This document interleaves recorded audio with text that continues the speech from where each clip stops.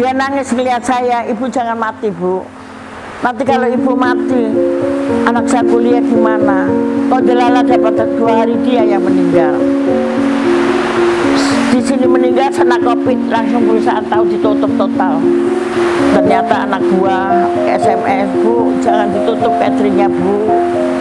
Saya masih punya cicilan sepeda motor, masih cicilan rumah, masih kontrak." Dari itu saya semangat lagi. Setan, bismillah, tahajud, duha saya lakukan, minta sama Allah, sama masyarakat. Tiba-tiba teman datang, dia ngomong, "Bu, saya nggak pakai bunga, berkat anak yatim yang saya support ngasih makan." Ya, alhamdulillah sekarang udah bangkit lagi.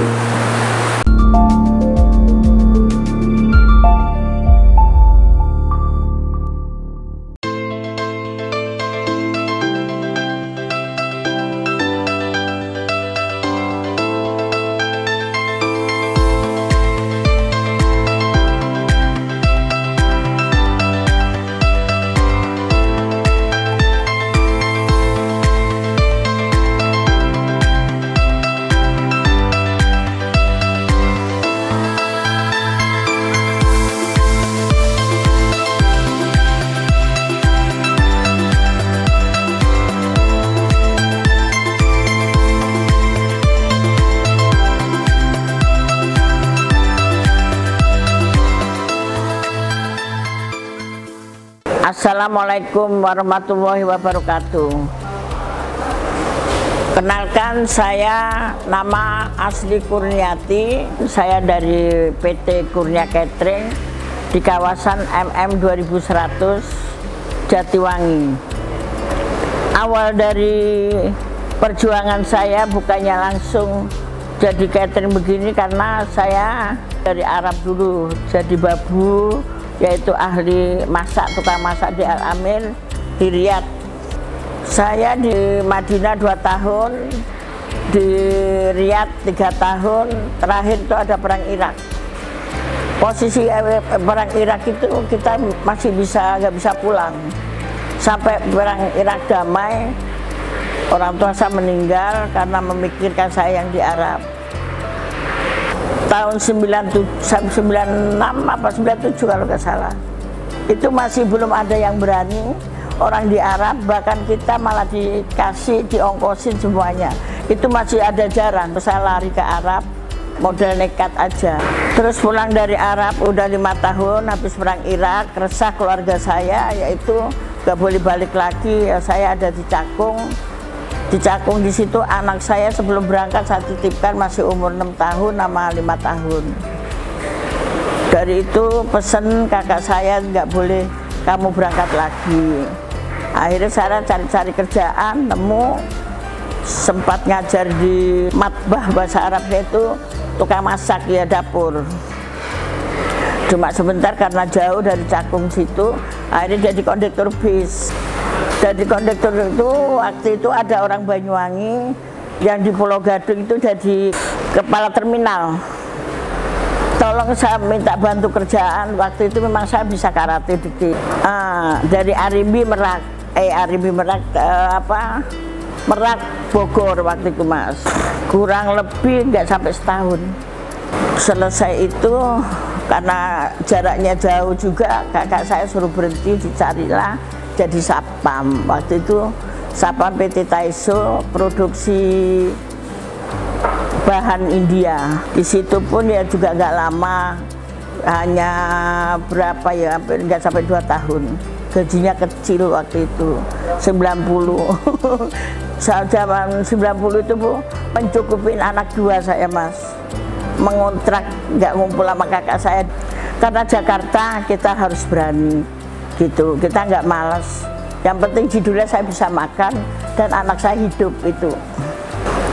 Habis dari Sapam, terus ada teman saya lagi ngajak jahit, kepingin gaji tambah gitu. Dia itu masih 5.700 per hari. Ya kita kejar lembur, sama jual peyek, sama jual nasi, saya titipin ke Sapam. Jadi Sapamnya itu terharu melihat saya gitu. kamu mau nggak, kamu kayaknya bakat deh masak. Itu dasar awalnya saya dari situ. Itu orang dari Surabaya, kepala sapamnya, saya mengeluh, Pak, saya mengundurkan diri, anak saya sakit kena tipes. Kenapa? Terus kamu kalau nggak kerja makan apa? Ya peduli. Terus dia ngomong, kamu mau nggak ngisi di PT Sabta, kirim serasi nasi bungkus, nasi zamannya 600 perak mas, telur separuh, kopeksi kan sedikit. Dari itu masak pelan-pelan dan modal saya muter mas. Akhirnya saya pelan-pelan, anak saya sakit, dia mengisi catering, ada yang narik jadi tukang masak saya di PT Dewu Mobil. PT Dewu Mobil itu waktu itu tahun 88 kalau nggak salah ya. Saya ditarik jadi tukang masak, modal nekat mas. Pas bos saya yang punya catering itu orang Batak, dia tidak pernah masak, nggak pernah, jadi serahkan saya dari administrasi, ngelola semuanya. Dari itu pelan-pelan, terus PT Dewu bangkrut. PT bangkrut, saya kan nggak pingin ama menetes air mata.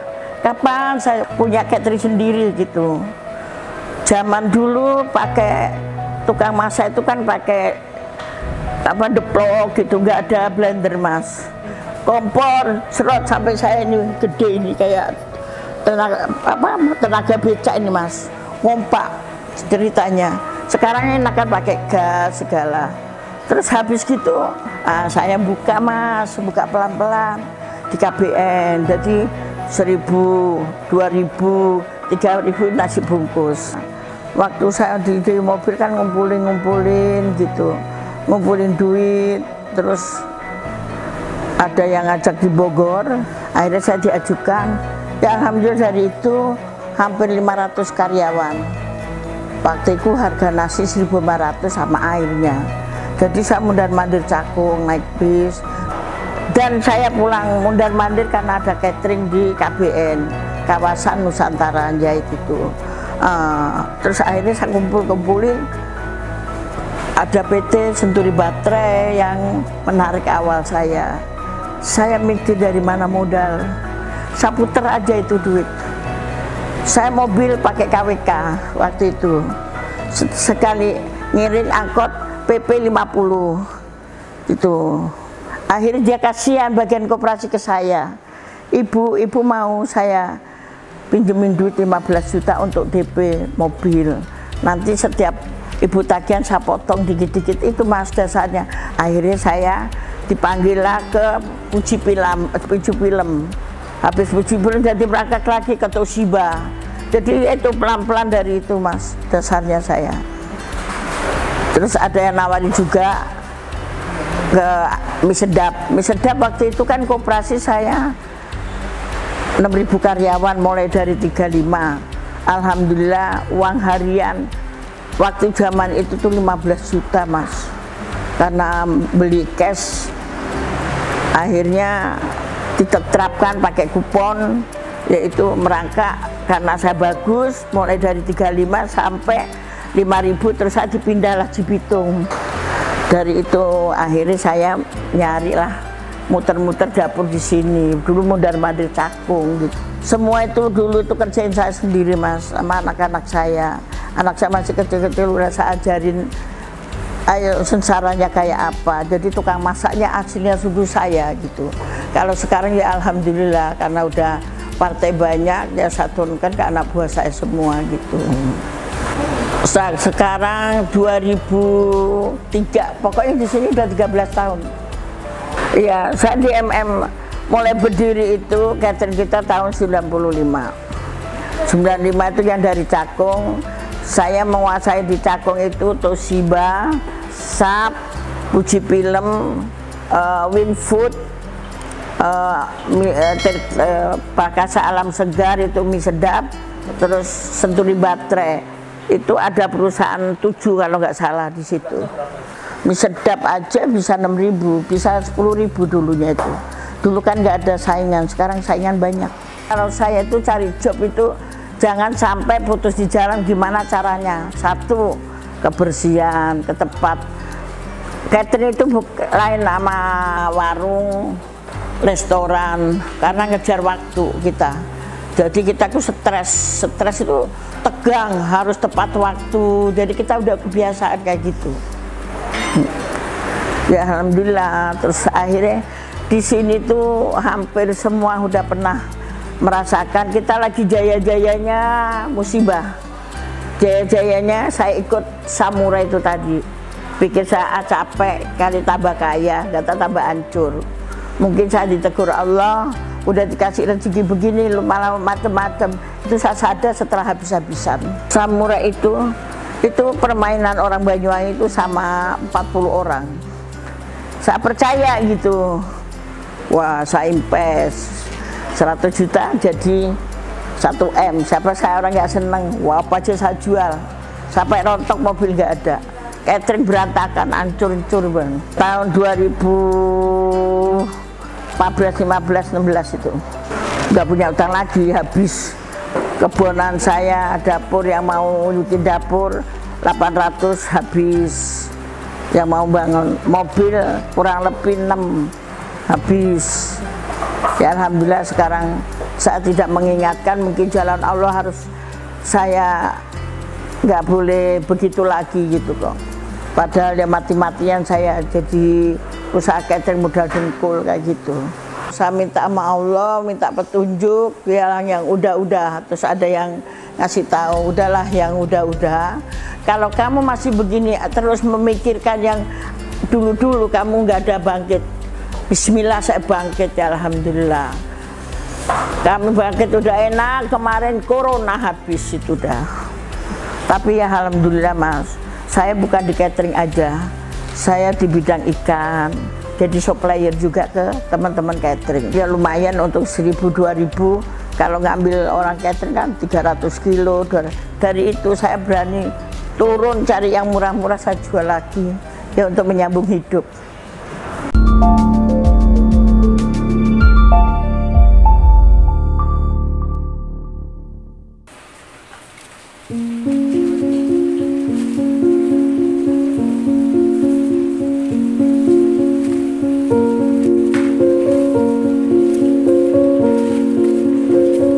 Waktu COVID itu udah 2 tahun berlalu ya sampai sekarang. Itu pun dari partai 1.200 berkurang menjadi 700. Yang 1.000 menjadi 500. Pokoknya separuhnya. Terus pelan akhirnya ya saya mau bikin usaha lain. Saya bikin rendang, saya bungkusin, saya tulis IKOB. Dan saya di sini di Bekasi ini jadi ketua IKOB itu Eka Wangi Korwil Bekasi, termasuk saya ketuanya. Dan gimana caranya saya bikin rendang jengkol, rendang ati, rendang rendang daging gitu. Jadi saya kasih ke sekarang model ke WA, ya saya nggak malu menawarkan ke pabrik-pabrik. Ya alhamdulillah bangkit jualan saya. Setelah COVID yang kemarin saya sempat kena. Juli itu teman saya catering, dua-duanya suami istri, namanya Sumi Catering yang di Cikarang. Itu rekan saya akrab. Suami istri kena mas. Saya datang di situ ngasih semangat, dia nggak tak kerok, tak pijet, ngasih semangat. Suaminya meninggal. Dapat seminggu dia menuti, saya kan kaget juga. Terus yang nganter saya kaget juga. Akhirnya saya dibawa ke dokter, badan saya panas dingin. Ternyata saya kena COVID. Harapan saya udah nyerah. Kayak saya udah cukup, udah tua, udah lelah. Kayak nggak pantas saya ini kena COVID, karena selama 33 tahun di Jakarta saya tidak mengenal dokter, anti dokter. Tiba-tiba kena COVID gitu. Saya dirawat, akhirnya saya ngomong baik-baik karena dokter di sini udah baik semua. Karena kalau sakit ke dokter Medika. Saya udah pasrah mas, ya Allah, teman saya gampang, pasti saya diambil. Anak buah saya 15 tahun ikut saya, Pak Dodi dari Tasik. Dia nangis melihat saya, ibu jangan mati bu. Nanti kalau ibu mati, anak saya kuliah gimana? Kok delala dapat 2 hari dia yang meninggal. Di sini meninggal kena COVID, langsung perusahaan tahu ditutup total. 2 bulan mas. Udah saya pasrah, udah mungkin saya harus berhenti catering, udah lelah saya gitu, anak udah gede-gede, udah mandiri sendiri. Ternyata anak buah SMS, bu jangan ditutup cateringnya bu, saya masih punya cicilan sepeda motor, masih cicilan rumah, masih kontrak. Dari itu saya semangat lagi, setan bismillah, tahajud, duha saya lakukan, minta sama Allah, saya pasrahkan. Saya tidak ada modal, nggak ada modal, udah habis. Tiba-tiba teman datang, ngelihat saya, kasihan kok ibu nggak mau berangkat, nggak ada uang. Dia punya emas 150 gram, diserahkan ke saya, dijual bareng sama saya. Dia dapat 150 juta. Dia ngomong, bu saya nggak pakai bunga, nanti dicicil ya bu 10-10. Saya niat bantu, saya nggak mau pakai duit bunga. Dari itu mas, saya bangkit lagi, barusan aja. Kayak nggak percaya bahwa saya itu bangkit. Terpuruk banget saya kemarin mas. Ya alhamdulillah mas, mungkin berkat anak yatim yang saya support, ngasih makan. Saya punya anak yatim banyak mas. Yayasan yang di Cakung 4 anak yatim, anak kakak sana yatim piatu, belum yang di Banyuwangi. Sekuat mungkin saya mas, parah pun saya tetap masih ngirim ke dia. Dapat doa keluarga semua dari Eka Wangi mas, kalau ada acara apa-apa mesti saya menyumbang sedikit. Ya alhamdulillah sekarang udah bangkit lagi. Banyak sih mas yang mau masuk, cuma saya nggak mau over karena fisik saya nggak kayak dulu gitu. Karena saya udah target 60 saya ingin istirahat. Saya di Banyuwangi bikin homestay kecil-kecilan untuk masa tua. Saya juga ada pensiunan Pemda. Jadi anak saya yang saya suruh nerus.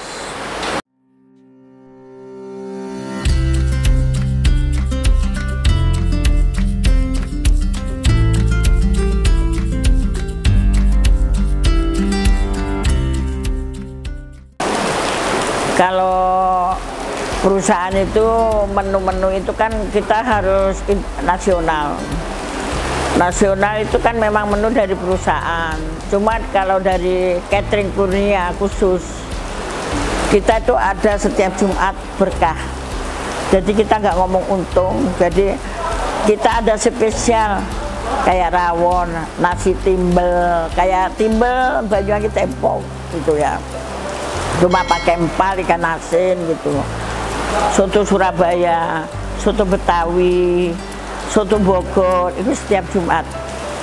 Terus masakan Padang itu hari Rebo. Madang itu ya juga ada rendang, sayur kapau, sambal hijau gitu. Jadi masakan itu bukan karena doyanan saya gitu, enggak.